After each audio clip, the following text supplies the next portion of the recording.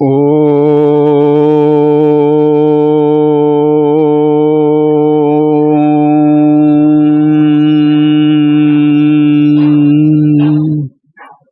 विश्वानि देव सवितरदुरितानि परासुव यद्भद्रं तन्न आसुव।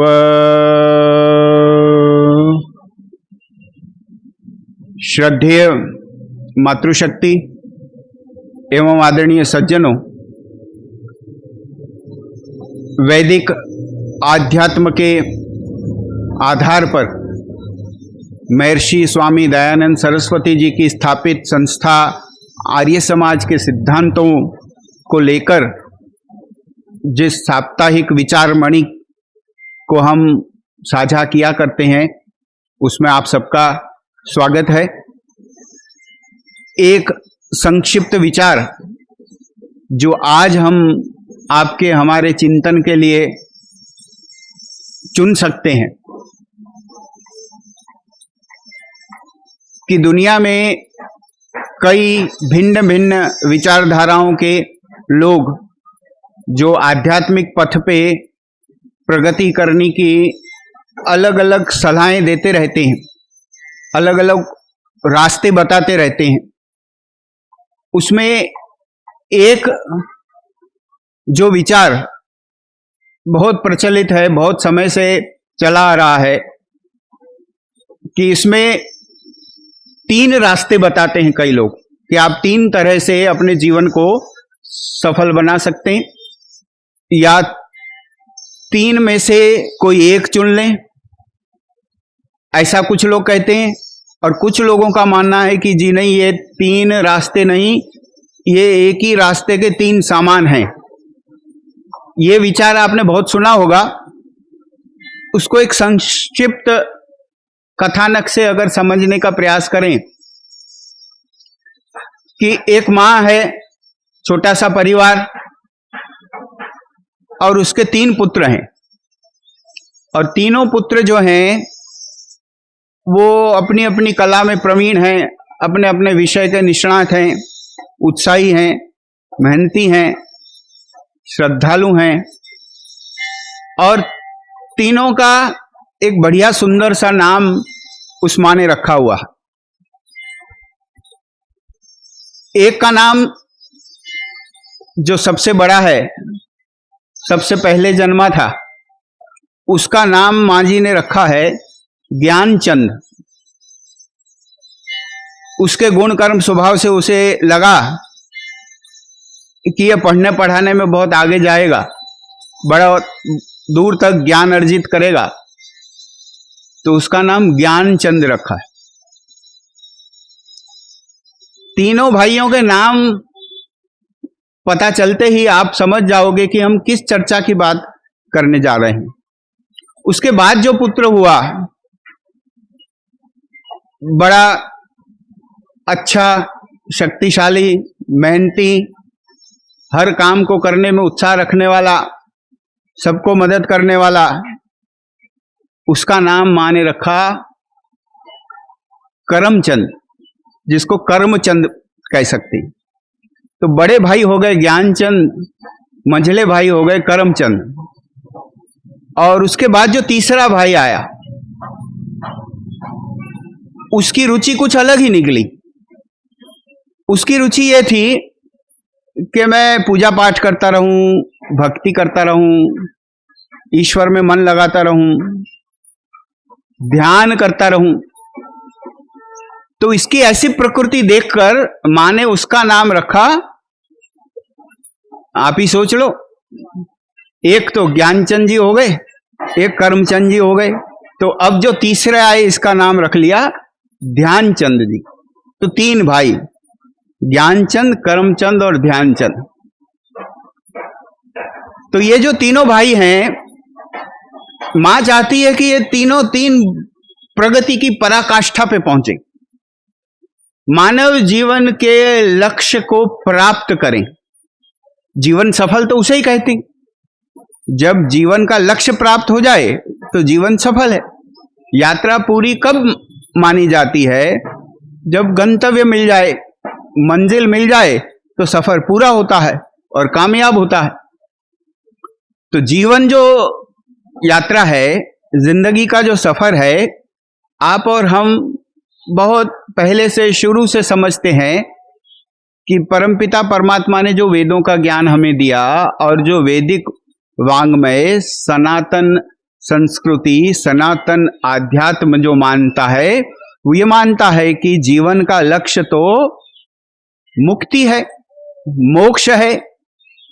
जिंदगी का लक्ष्य दूसरी जिंदगी नहीं है। जीवन का लक्ष्य जीवन पाते रहना, शरीर मिलते रहना नहीं है, लेकिन मुक्त होना है, मोक्ष प्राप्त करना है। अब मोक्ष प्राप्त करने के लिए तो बड़ी ऊंची योग्यता की आवश्यकता होती होगी। ये तो अनुमान लगाने की भी बात है कि जो चीज बहुत ऊंची होती है, बहुत दूर होती है, मिलने में बड़ी मुश्किल होती है, उसके लिए योग्यता भी बहुत चाहिए होती है। अब वो जो योग्यता है, मां की तो इच्छा है कि ये तीनों उस योग्यता तक पहुंच जाएं। ज्ञानचंद जी पहुंच जाएं, सबसे बड़े हैं, सबसे पहले आए। करमचंद जी भी पहुंच जाएं, बीच के हैं, और ध्यानचंद जी भी पहुंच जाएं। तो ये जो तीनों भाई हैं, उनका भी अपना अपना मत है, उनकी मानसिकता भी सोचनी पड़ेगी। जो ज्ञानचंद जी हैं, पूरा दिन पढ़ने में बैठे रहते, नया नया ज्ञान अर्जित करते रहते और उसको कंठस्थ भी करते रहते, याद करते रहते। आध्यात्म की कोई भी बात उनसे पूछी जाए, धर्म की कोई भी बात उनसे पूछी जाए, वैदिक साहित्य की कोई भी बात पूछी जाए, तो झट से बता देते। ज्ञान की स्पर्धा हो तीनों भाइयों में, तो करमचंद और ध्यानचंद इनसे जीत नहीं सकते। उसमें पहला नंबर तो ज्ञानचंद जी का ही आएगा। तो ज्ञान के मार्ग पर इतनी प्रगति करने वाले, इतनी गति रखने वाले ज्ञानचंद जी के मन में एक धारणा है। वो धारणा ये है, वो ये मानते हैं कि भाई मेरे दो जो हैं, इनको ज्ञान में अधिक रुचि नहीं है, मुझे है, तो ईश्वर तो मुझे ही मिलेंगे। ईश्वर तो उनको ही मिलेंगे जो ज्ञान मार्ग को अपना मार्ग बनाएं।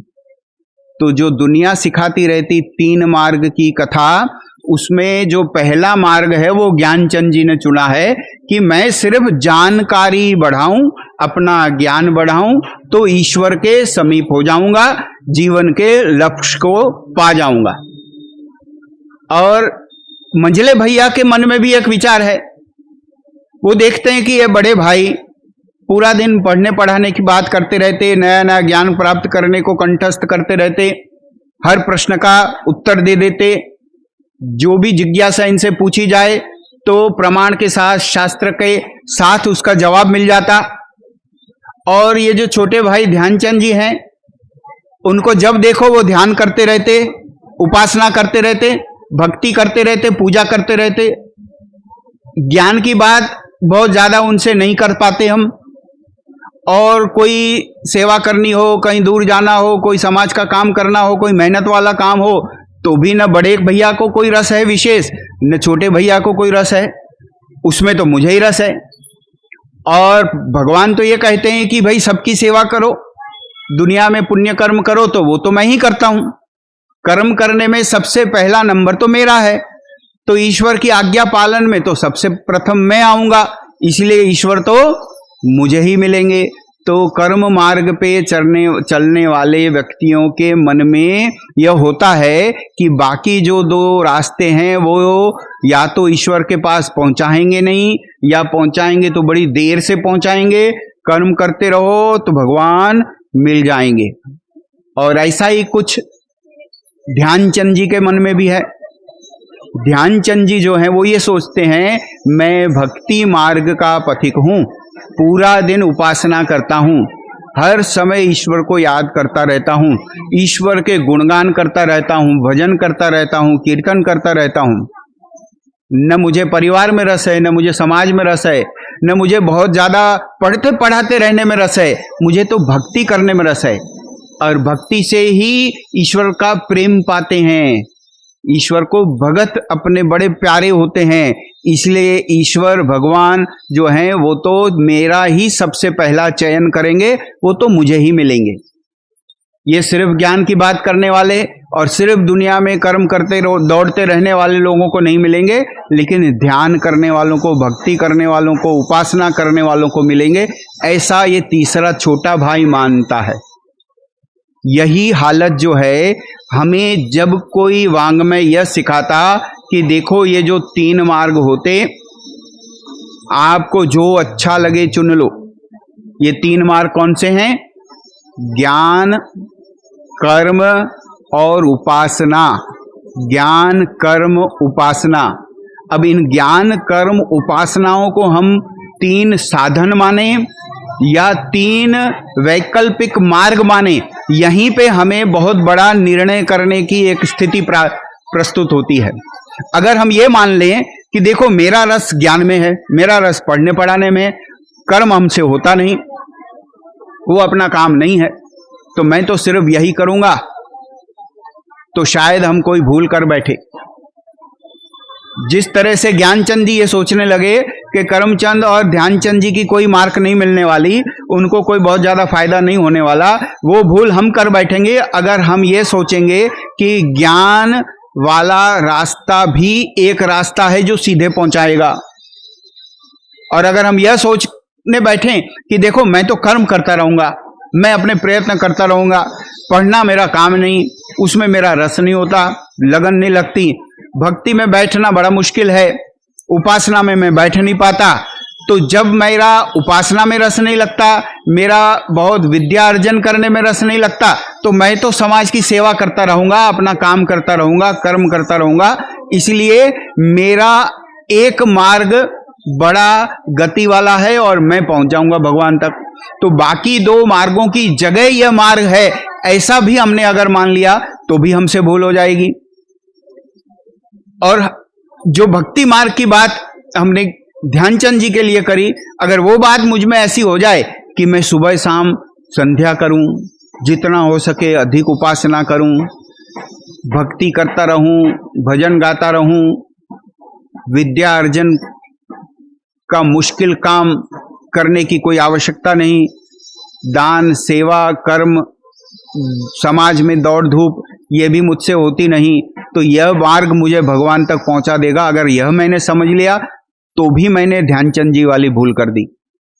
तो ज्ञान, कर्म, उपासना जो है वो साधन त्रयी है, 3 साधनों का समुच्चय है, एक एक अलग अलग रास्ता नहीं है। और ज्ञान, कर्म, उपासना जो है वो वैदिक साहित्य बड़ी छोटी कक्षा से सिखा देता है, बड़े छोटेपन से सिखा देता है कि देखो आप अपने जीवन की जो योजना बना रहे हो, ऊंचा उठने के लिए जो प्रयत्न कर रहे हो, उसमें ये समीकरण रखो कि आपके जीवन की योजना में ज्ञान का भी बड़ा मुख्य भाग हो, फिर कर्म भी हो और साथ साथ उपासना भी हो, और तभी आपको मंजिल मिल पाएगी, तभी आप धीरे धीरे निश्रेयस की तरफ बढ़ जाएंगे। अब वो जो ज्ञान है, इस ज्ञान के विषय में एक स्पष्टीकरण कर देंगे हम कि हम वैदिक ज्ञान की बात कर रहे हैं, हम आध्यात्मिक ज्ञान की बात कर रहे हैं।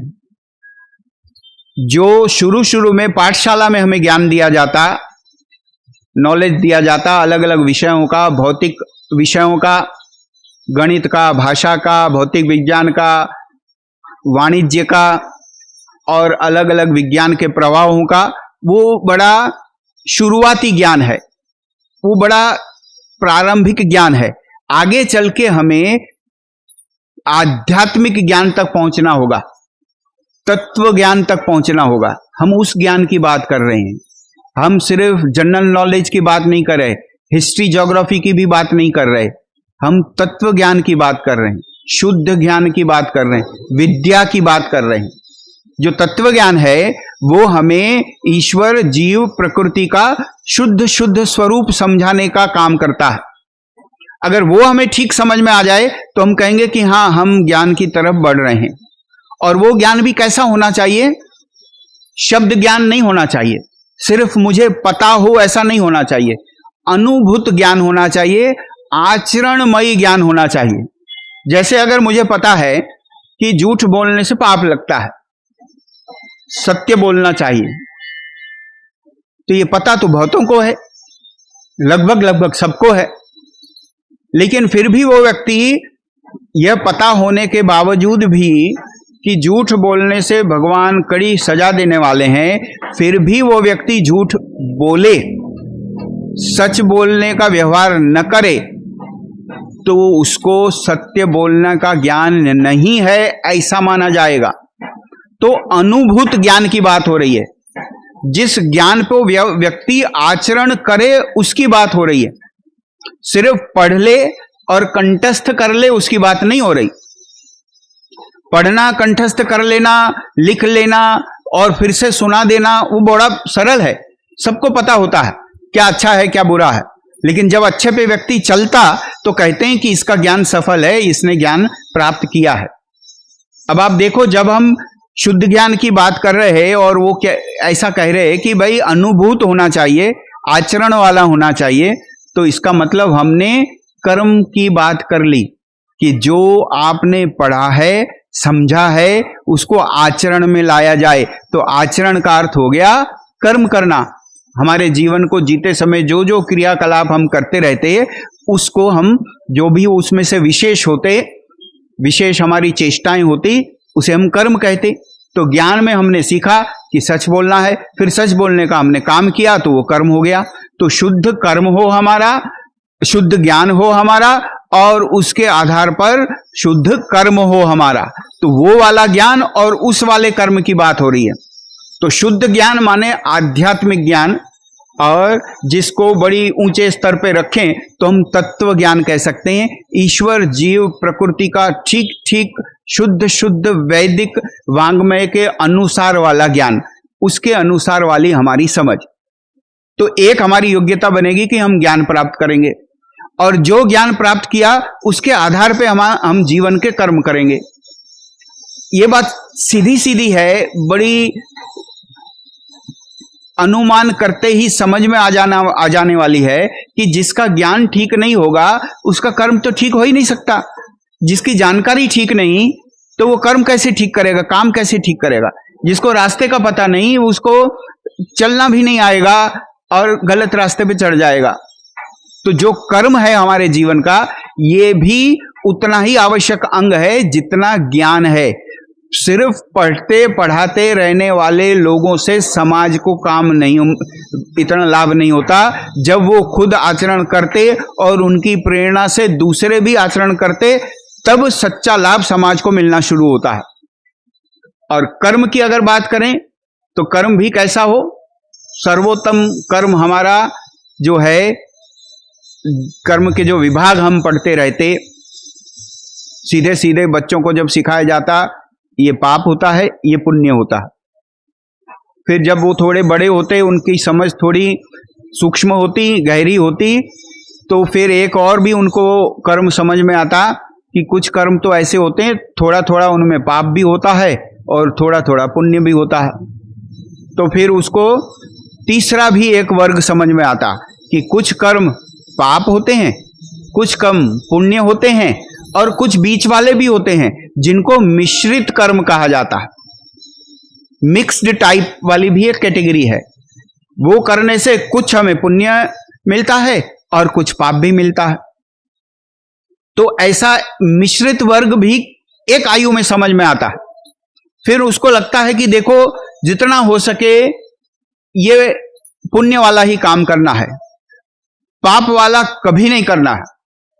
और कभी मजबूरी में जब कोई विकल्प नहीं रहता, योग्यता नहीं है और करना पड़ जाता उसे, तब वो मिश्रित भी कर लेता। तो ये हो गया मिश्रित कर्म। और जब वो व्यक्ति आध्यात्मिक मार्ग पे और आगे बढ़ता, तब उसको एक और चौथा वर्ग भी समझ में आता।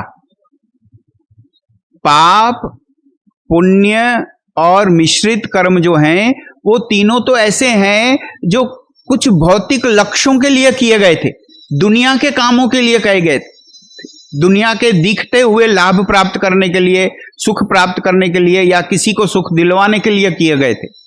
लेकिन कुछ कर्म ऐसे होते हैं जो व्यक्ति किसी भौतिक सुख की आशा से नहीं करता, कोई दुनिया वाला लाभ लेने के लिए नहीं करता। वो कर्म जो है वो व्यक्ति ईश्वरीय आनंद के लिए करता है, प्रभु का आनंद प्राप्त करने के लिए करता है, मुक्ति की तरफ आगे बढ़ने के लिए करता है। तो जो कर्म दुनियावी लाभों के लिए नहीं किए जाते, भौतिक उद्देश्यों के लिए नहीं किए जाते, वो पुण्य कर्म ही होते हैं और उन्हें निष्काम कर्म की कहा जाता है।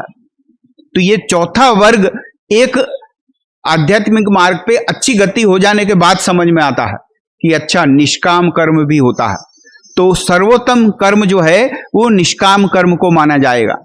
जैसे हमने सर्वोत्तम ज्ञान जो है वो तत्व ज्ञान को माना, आध्यात्म को माना, वैदिक आध्यात्म को माना, वैसे सर्वोत्तम कर्म जो है वो निष्काम कर्म है।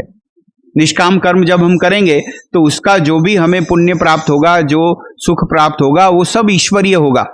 तो हम जो अपना निश्रेयस आगे बढ़ाना चाहते हैं, जीवन के दो प्रकार के सुखों में से यहां रह के मिलने वाला अभ्युदय जो लोक सुधारने वाला, और निश्रेयस माने परलोक सुधारने वाला, और वो भी मुक्ति के मार्ग की तरफ ले जाने वाला, वो लाभ जो है वो हमें निष्काम कर्म दिलाता है। और इसी तरह से जब हम भक्ति की बात करें तो जब योग मार्ग के आधार की हमारी उपासना हो जाए, योग के 8 अंगों को अपने आचरण में लाके उस मार्ग पे हम मेहनत करते जाएं, तो जो हमारी उपासना होगी, जो हमारी भक्ति होगी, वो उत्तम उपासना कही जाएगी। तो शुद्ध ज्ञान, शुद्ध कर्म और शुद्ध उपासना की बात करी हमने। शुद्ध ज्ञान जो है वो तत्व ज्ञान के स्तर का ज्ञान, आध्यात्मिक ज्ञान, जिसको विद्या की व्याख्या में भी ला सकते हैं, विद्या कह सकते हैं। और शुद्ध कर्म जो है वो निष्काम कर्म, और शुद्ध उपासना अर्थात योगाभ्यास, योग के मार्ग पे चल के जो ईश्वर की भक्ति होती है, उपासना होती है, उसे हम शुद्ध उपासना कहेंगे। तो ज्ञान, कर्म, उपासना जो हैं वो 3 रास्ते नहीं लेकिन 3 साधन हैं। इस बात की मणि को आज हम अपने साथ लेके चलेंगे और खास तौर पर इस बात से बचेंगे कि थोड़ा थोड़ा नजदीक का इतिहास जो हमें बताता है कि भारत में जब प्रचलन हुआ, सुधार हुए समाज के बहुत, तो एक ज्ञान युग था, एक कर्म युग था, एक भक्ति युग भी था, ऐसी बात वो करते हैं। जब बहुत सारे कवि भजन गाने वाले हुए जिस युग में, तो उसको भक्ति युग कहते।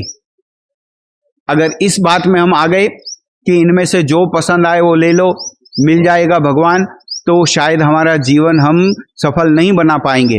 हम इस बात को पकड़ के बैठेंगे कि ये तीनों साधन है, मैं तीनों को अर्जित करूंगा, शुद्ध ज्ञान भी प्राप्त करूंगा, शुद्ध कर्म को भी करता रहूंगा और शुद्ध उपासना भी मेरे जीवन में आएगी, तभी जीवन सफल होगा। फिर इस भ्रम से भी हमें बचना होगा कि मेरे मन में कभी ये बात घुस जाए किसी तरह से कि पहले ज्ञान ले लूं फिर कर्म करूंगा, सभी कर्म कर लूं फिर उपासना होएगी, तो भी गड़बड़ हो जाएगी, जाने का टाइम आ जाएगा।